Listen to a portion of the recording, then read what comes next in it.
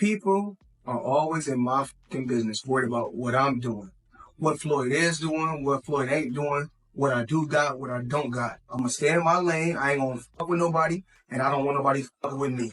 You come home, I'm gonna put you in a better position. Either for you to go Rick Ross, that's a slap in the face. People are always in my business, worried about what I'm doing, what Floyd is doing, what Floyd ain't doing, what I got, what I don't got. I'ma stay in my lane. I ain't gonna mess with nobody, and I don't want nobody messing with me. You come home, I'm gonna put you in a better position for you to go with Rick Ross, or that's a slap in the face. When you do your research, you find out that there's no paperwork on Big Meech. So if you go do your research, you find out that there's no paperwork on Big Meech. That's why you hadn't seen no paperwork. It's all hearsay. Somebody saying he told, or somebody saying he used Tammy Cowan's to set up Cuffy. Well, when you do your research and you look at the court documents that's on Big Meech, you see that Tammy Cowans took the stand and said that she did this on her own accord without Big Meech's knowledge. Floyd Mayweather just fired shots at Charleston White, warning him to back off the Big Meech drama or else. But Charleston, he's standing 10 toes down. Fresh out of jail, Charleston has been sounding off, backing 50 Cent and calling out Big Meech and his son for cozying up to the enemy, none other than Floyd himself. I'm looking at it from 50 position. I go get your son. And at the time when I meet your son, he's not making the best decisions in life. You know, they say the was strung out on them perks. And they like to pop them perks. 50 take him somewhat, I wouldn't say clean him up, but spend 2 years in acting classes that 50 paid for. It was hard finding somebody to play the role of Big Meech, so we pick your son. 50, according to 50, he's put over $5 million into the pockets of Lil Meech and the family's, financial, over $5 million. He's helped them make. And Floyd, he's not having it, making it clear that if they ever cross paths, it's on sight. So is Floyd really looking out for Big Meech, or is this just another move to rattle 50 Cent? Grab your popcorn, this tea is about to spill over BMF. Betrayal, the fallout between 50 Cent, Big Meech, and Lil Meech. Lil Meech, the son of infamous Detroit kingpin Big Meech, was handed the golden ticket by 50 Cent. No acting experience? No problem. 50 put him in acting school, cleaned up his image, and made him the face of the BMF series, turning him into a millionaire overnight. Nigga blew your son up, and we bring you back to life. Prior to the BMF series, Big Meech was buried alive. Wasn't nobody saying his name. Jeezy wasn't really shouting him out no more. He was buried alive. So 50 bring life back to him. Put his son in a position, turn his son into a millionaire, and he actually turned out to be a pretty good actor. You come home, I'm gonna put you in a better position. For you to go fuck Rick Ross, that's a slap in the face. But fast forward, and now Lil Meech and his father are cozying up with 50's longtime enemies. According to sources, the real tension started brewing when Big Meech got out of jail, and instead of sticking with 50, the man who resurrected his name and legacy, he started aligning himself with Rick Ross. For those who don't know, Ross and... I was like, damn, seemed like him and 50 got a... because after that thing came out, how Meech was talking all, no. Oh, y'all. I'm with my dead nigga, but I ain't like his response, but seemed like he got a genuine love for 50 Cent on him, and from when I was reading it, like he seemed like he caught in the middle, but he caught in the middle. That's what it seemed like from me reading it, but I'd have been like, right, because it's your father.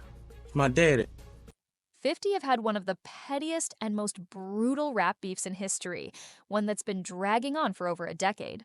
Ross, who famously dropped the track BMF, Blowing Money Fast, built part of his brand off Meech's legacy. But let's be clear, Meech never saw a dime from it. So when Big Meech linked up with Ross, 50 saw it as the ultimate betrayal. He wasn't just upset. He felt played. Then came the final straw. Lil Meech and Big Meech were spotted with Floyd Mayweather. That's when 50 really lost it. His beef with Floyd has been on and off for years. From social media jabs to real-life tension, seeing the father-son duo with Mayweather was the equivalent of picking a side. And it wasn't his side. The fallout? 50 cuts off Lil Meech. 50 didn't just vent his frustration. What about you and Rick Ross? That is desperation at the points that you hear things from him at this point. You know, because if you're looking for someone, it ain't that hard to find me. You know, I'm around. And I'm not used to having an altercation with law enforcement. I'm just not used to saying I'm going to do something to a correctional officer or to a police officer or anyone who's been under oath that's going to say with no problem everything that you've said and everything that's happened immediately after, like, you notice. He took action. Reports say he completely cut Lil Meech off, canceling the BMF series, and with it, cutting off his main source of income. To put this into perspective, this wasn't just any show. BMF was one of Starz's biggest hits, and Lil Meech wasn't just a small player. He was the lead. Insiders claimed that 50 was the one who pushed the studio to cast Lil Meech in the first place, despite his lack of acting experience. He even went as far as personally paying for Lil Meech's acting classes to make sure he was ready for the role. You took a picture with Rick Ross. You like a hoe. Put your back against the wall and just slide down. You already know, car show going down June 7th. Get online right now, get your tickets right now. But for the hustlers, I want y'all to understand you gotta stop making business personal. Get your money. You don't know these don't know you. For anybody going against Ricky Rose, let me have this. I've been putting my foot up you since for the last 15 years. Everything you touch crumble. Why you think Rose on top? We don't take this shit personal. This was more than business. It was mentorship. And how did Lil Meech repay him? By standing next to his sworn enemies. Lil Meech, realizing he messed up, allegedly tried to fix things. Screenshots of a private DM conversation between him and 50 surfaced, showing him practically begging for forgiveness. He explained that his father only linked up with Rick Ross because he needed financial support. They just told me you unfollowed me off Instagram, and now you're managing Skillababy when I brought him around you first. F. Ross, but he gave my dad some bread so he can afford to pay his bills until our next season starts. But by then, it was too late. Charleston White speaks out. While fans were divided on who was right or wrong, Charleston White had no problem picking a side. Siguiente. An interview, he made it clear he stands with 50. Charleston pointed out that he was actually going in to jail. He asked me to help him with Mayweather Promotions. Right.